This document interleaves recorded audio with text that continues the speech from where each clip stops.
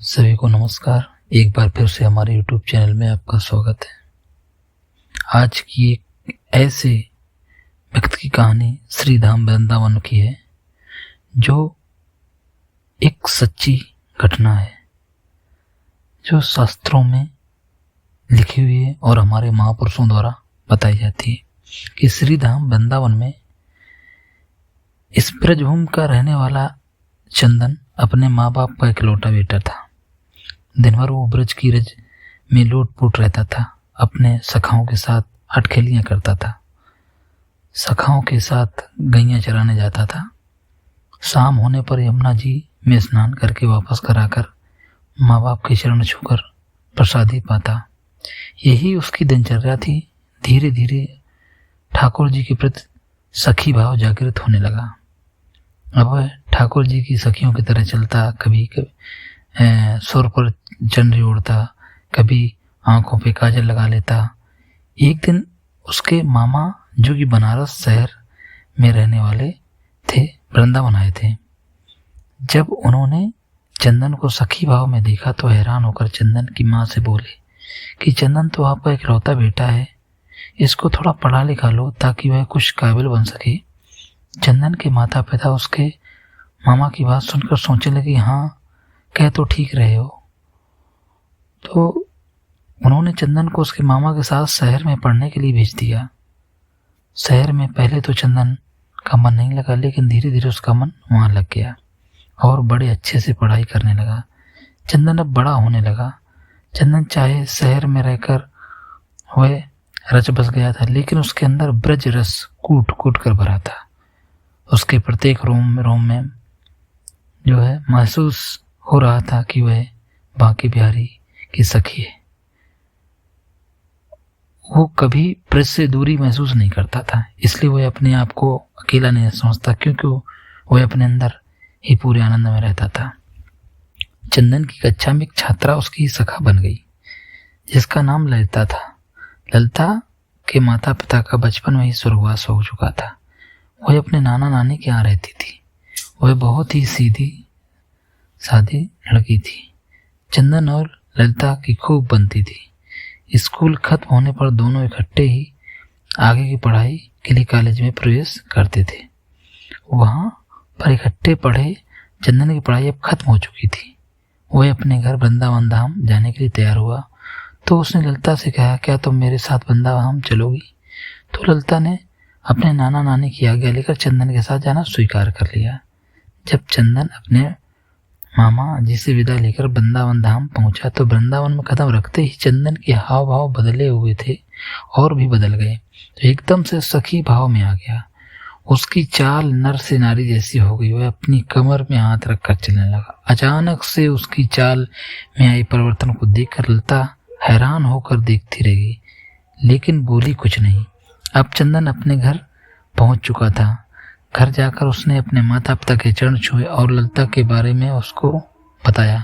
ललिता की सुंदरता और सादगी को देखकर चंदन के माता पिता भी बहुत प्रसन्न हुए। काफी दिन हो चुके थे ललिता को वृंदावन आए हुए, तो जब उसने चंदन से जाने की आज्ञा मांगी तो चंदन ने अचानक से कहा कि क्या तुम मेरी जीवन संगिनी बनोगी? अचानक से सुनकर ललिता घबरा गई और उसको लज्जा सी आ गई। उसने मुस्कुराकर कहा, हाँ, मैं हामी भर दी। अब उन दोनों की शादी बड़ी धूमधाम से संपन्न हो गई, लेकिन ललिता को कभी कभी चंदन का व्यवहार अजीब सा लगता था।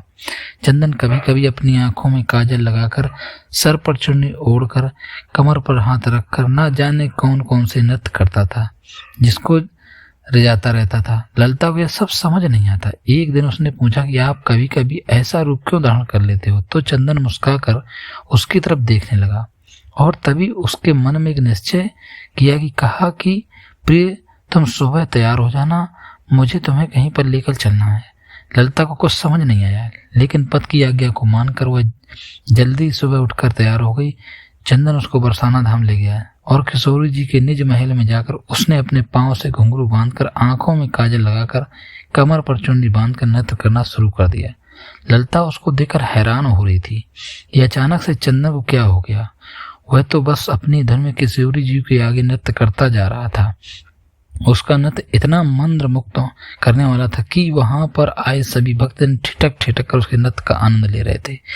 बाहर से कभी कभी पावन का एक झोंका आकर चंदन को नृत्य का आनंद ले जाता और कभी कभी सूरज की किरणें अंदर आकर चंदन के पैरों में बजते नूपुर को निकली राधे राधे की धुन को सुनकर आनंदित हो जाती। जब चंदन थोड़ा शांत हुआ तो उसने ललिता को बताया कि ये हमारी लाडली सरकार है, इनको नमन करो। ललिता को तब भी कुछ समझ में आया हुआ है, अभी असमंजन स्थिति। किशोरी जी को प्रणाम करके वापस वृंदावन आए। दूसरी ओर उसी शाम ठाकुर जी और किशोरी जी यमुना जी में नौका विहार करने निकले थे। नौका बहुत सुंदर तरीके से सजी हुई थी। नौका में चारों ओर कमल और मोगरे के फूल लगे थे। नौका में ठाकुर जी और किशोरी जी आमने सामने बैठकर एक दूसरे को रूप पर रसपान कर रहे थे और उनके पीछे बैठी एक सखी हाथ में पतवार ले नौका को चला रही। तभी अचानक से सखी के हाथ में पतवार छूटकर यमुना में चली गई और वो घबरा सी गई और घबराहट के कारण वह अपने पैरों के नाखून से नौका की भूमि को कुदेरने लगी। तभी अचानक से ठाकुर जी का ध्यान पीछे बैठी सखी पर पड़ा और बोले, अरे सखी, इतनी घबराई क्यों हो? उसने हाथ जोड़कर बड़ी विनम्रता से, कन्हैया, मेरी पतवार यमुना में गिर गई है। तो ठाकुर जी मुस्कुराकर बोले, इसमें घबराने की क्या बात है? और आंखों में उस किशोरी जी को कुछ रखे। अब एक तरफ से किशोरी जी और दूसरी तरफ ठाकुर जी अपने हाथ को यमुना जी में डाल दिया। वे दोनों हाथों में पतवार की तरह चलने लगे। झुकने के कारण किशोरी जी के सिर पर ओढ़ी चुनरी यमुना जी से भीग रही थी और उधर दूसरी तरफ ठाकुर जी का गले में पड़ा पीताम्बर यमुना जी से भीग रहा था। हाथों पर पीताम्बर और चुनरी पर लगा इत्र यमुना जी को घुल मिल गया। ठाकुर जी और किशोरी जी ने अपने हाथों सुषमाओं को पार लगाया। अगले दिन ललिता की सास ससुर चंदन के मामा यहाँ कुछ काम से चले गए। अब घर में ललिता और चंदन अकेले थे। चंदन सुबह सुबह अपने काम पर चला गया और ललिता हाथ में मटकी को लेकर यमुना से जल भरकर ले आई। आज घर में कोई नहीं था, इसलिए ललिता ने मटकी से जल को थोड़ा सा पिया और उसमें इतनी सुंदर इत्र की खुशबू महसूस करके वह प्रसन्नता से भर गई। धीरे धीरे उसने उस मटकी के काफी जल पी लिया और जब थोड़ा सा जल शेष हुआ तो उसका ध्यान मटकी में पड़ा तो वह क्या देखती है कि नौका में बैठकर विहार करते हुए किशोरी जी, लालू जी और नजर आ रहे हैं। ललिता घबराकर दीवार के सहारे टेक लगाकर खड़ी हो गई। उसको कुछ सूझ नहीं रहा।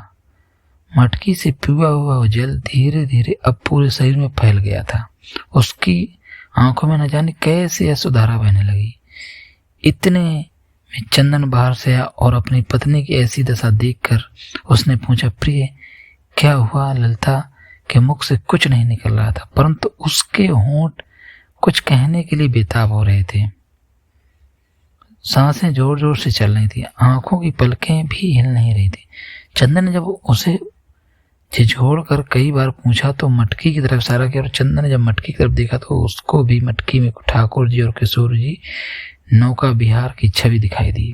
वह झूम झूम कर नाचने लगा और ललिता को पकड़कर खींच कर उसने जोर से अपने आंख में खींच लिया और कहने लगा, रे प्रिय, आज तुझे ब्रज ने स्वीकार कर लिया, आज तुझे मेरे श्याम मजू ने स्वीकार कर लिया। ललिता कुछ समझ नहीं पा रही थी, चंदन की तरफ देखी जा रही तो चंदन ने उसको समझाते हुए कहा कि तुम्हारे कोई पूर्ण कर्म थे जो तुझे ब्रज में कदम रखने का सौभाग्य प्राप्त हुआ, लेकिन ब्रज में कदम रखकर तुझे सुख प्राप्त हो रहा था, लेकिन उस सुख को आनंद में बदलने के लिए तुझे किशोरी जी की आज्ञा की प्राप्ति की जरूरत थी। इसलिए मैंने तुझे बरसाना धाम लाया ताकि तुझे भी वहां पर किशोरी जी का आशीर्वाद प्राप्त हो। यह उन्हीं की कृपा प्राप्त है जो आज तुम्हें ठाकुर जी और किशोर जी नौका विहार करते दर्शन इस मटकी में दे रहे हैं, क्योंकि आज तुझे ठाकुर जी और किशोर जी ने अपना लिया है। जो यमुना जी कल धीरे धीरे उसके शरीर में प्रेस हुआ तो ठाकुर जी और किशोर जी कृपा की छलनी से उसके पाप नीचे बैठ गए। अब उसके पुण्य कर्म ऊपर थे, इसलिए ललिता को इस आनंद की प्राप्ति हो चुकी थी। ब्रज में तो हर कोई आता जाता रहता है और उसको सुख की प्राप्ति होती रहती है, लेकिन जिस पर ठाकुर जी और किशोर जी की कृपा हो जाती है आनंद की प्राप्ति होती है। इसलिए ठाकुर जी के मीठे आनंद को अपने रोम रोम में प्रवेश करा के आनंद से प्राप्त प्रेम की मृग तृष्णा को इतना बढ़ाएं कि वे प्रेम आंखों में निकलने वाले नमकीन आंसुओं के द्वार बहकर ठाकुर जी और किशोर जी की मीठी कृपा सरोकार हो सके और ठाकुर जी की कृपा बनी रहे। आप सभी को अगर ये एक सच्ची भक्ति कहानी अच्छी लगे तो वीडियो को लाइक करना और चैनल को सब्सक्राइब करना। ये राजू गोस्वामी जी सेवाधिकारी श्री बांके बिहारी मंदिर सिद्धराम, उनके द्वारा भी इसका प्रसंग दिया गया है। तो सभी को धन्यवाद।